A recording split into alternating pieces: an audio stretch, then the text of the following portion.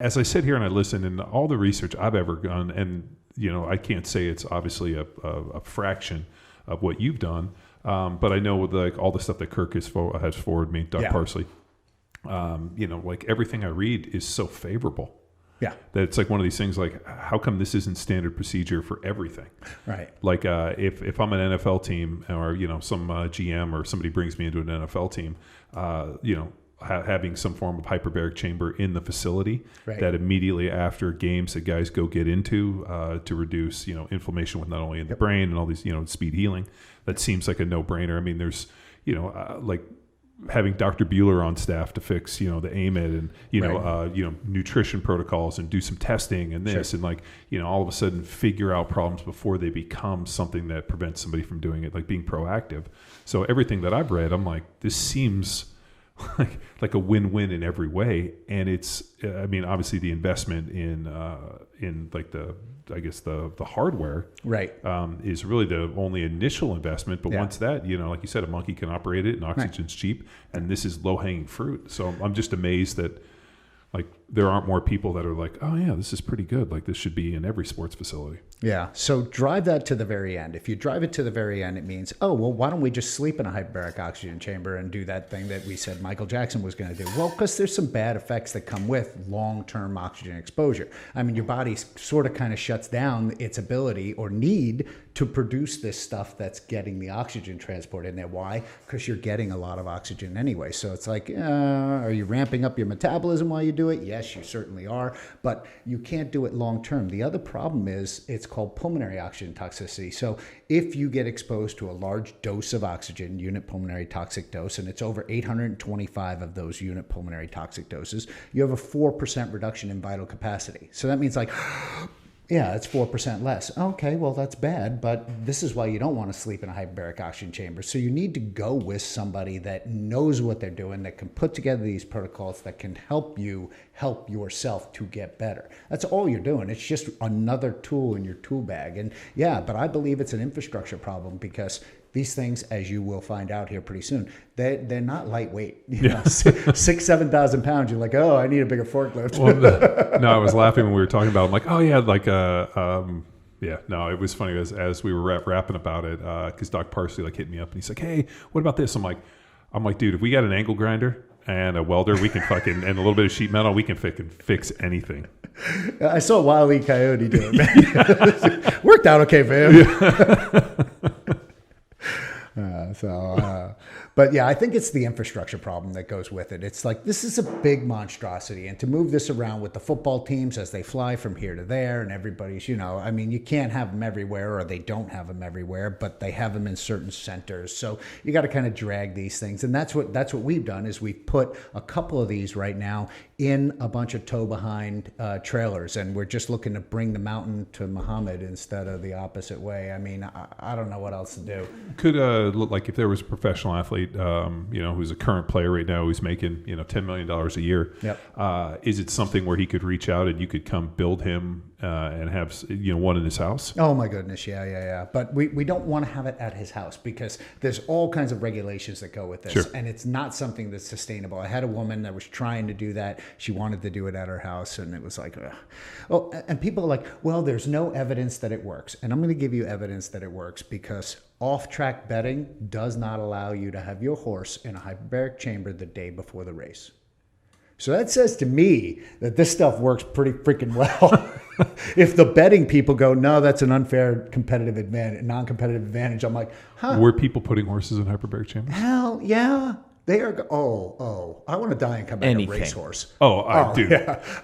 I told Tex the other day and he about flipped his head. I actually owned racehorses. Did you really? Yeah. So when I was in the NFL, I got involved with this group and ended up, there was some tax implications, but long story short, I ended up with a bunch of racehorses and got myself into the racehorse business. Had to not only go to Kentucky, sell them at auction, deal with veterinarians, boarding, the whole deal. I mean, I got deep into this thing as a matter of survival to get out of this thing. Oh my God! And it's like owning a boat, dude. It was like I remember when so one of my horses ran at the Oaks, the day before the Derby and ended up winning 7th race. And I remember I didn't own it, I'd sold her, and I was so happy. I was like, yeah, it was great. I put money on her. I was so happy that the people, did well, and I was so happy that it wasn't me, because I knew the expense that they paid to get the horse is just astronomical. But we got a chance to go see Stormcat when I was in Kentucky. So Stormcat was like the king, like the best sire. Yep. He studded 3 times a day, $200,000 a pop. He would stud for 6 months here. They had him as his own plane, fly him to Australia. He would stud there. It was incredible. So they had like a track for him. And he had like handlers, and he had like a velvet smoking jacket. And what they would do is they would start playing this music, and he knew it was his fucking time. And he would come strutting and like prance. And then they would bring him in, and they had what was called the teaser mare. Yep. Where they bring like this, cute little filly around, and they get him all excited, and then they kind of like bring her out, and then they bring out the mare, and he was kind of short, so they had like a little like step, and he went on there, 3 pumps, bang, bang, bang, popped off, went and got a cigarette. Horse took her away, took him back. He got a massage, he got lunch, he hung out, they played music, and then literally like 3 hours later, played the music again. He was an absolute machine. All right, John, I got to opportunity to expand your story here. Stormcat's offspring have collectively earned more than $120 million, including 180 stakes winners. So here's the interesting thing about racehorses: it's not what you did as a sire; it's what your offspring do. And Stormcat wasn't a great racehorse, but his offspring have been phenomenal. Wow. He was such a stud. I literally. I felt I was in the presence of greatness. I was like, you know what? I just want to come back as Stormcat. Yeah, exactly. You get rubbed down, liniment oil. Dude, it was incredible. He had like a velvet smoking jacket. Like they like took it off, and I was like, it's like a fucking wrestler in the ring. It's like a prize fighter.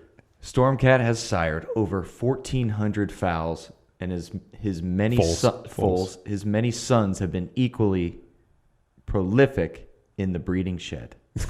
Oh my God. Dude, if you would have seen the environment. So here's another one. For racehorses, they have to have live births, and they have to be recorded, and there has to be witnesses. I had to sign a document that I was present, and so they have to see the transfer. And the best is if it doesn't take $200,000 a pop.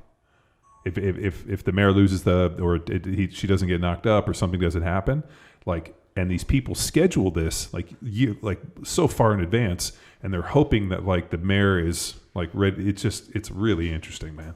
But it was like the facility that we went to where we're in this like weird viewing room watching this. I'm like, this is so fucking Is it weird. In Mexico? No, this was in Kentucky. And I mean, when you go to these ranches, I mean, like these farms, like you've never seen fucking money like this, like opulence, I has it. The guy that kisses the little giraffe. Every male is in a white suit. Dude, it was unreal. Like a dude's flying in on private jets, so we got to go see it. But they had this facility, and you're like up in this thing, and these people are like bringing champagne as we're watching these horses. I'm like, these horse people are freaky people. Yeah, that's a little. But side note. I did not know about that, but there's a whole bunch of weird stuff that horse racing people, but I didn't know about Hyperbarics. That's genius. As a matter of fact, in Ocala, Florida, there's a famous fire that had happened because they brought the horse in, and there's a bunch of procedures. So there's Class C veterinary chambers, and these are huge chambers, and what you have to do is put like a little wrap on the horse's leg beforehand so that those hoofs don't collide with the metal and we spark and bad things happen, right? Yeah. Well, the tech didn't really do that and wasn't paying attention, and the horse kicked and blew up the horse, blew up the tech, blew up the entire farm. I mean, you can Google it, horse fire Ocala, and you will see the devastating what happened afterwards. So it's bad. They lost the horse and the lady. I mean, for crying out loud, not so good.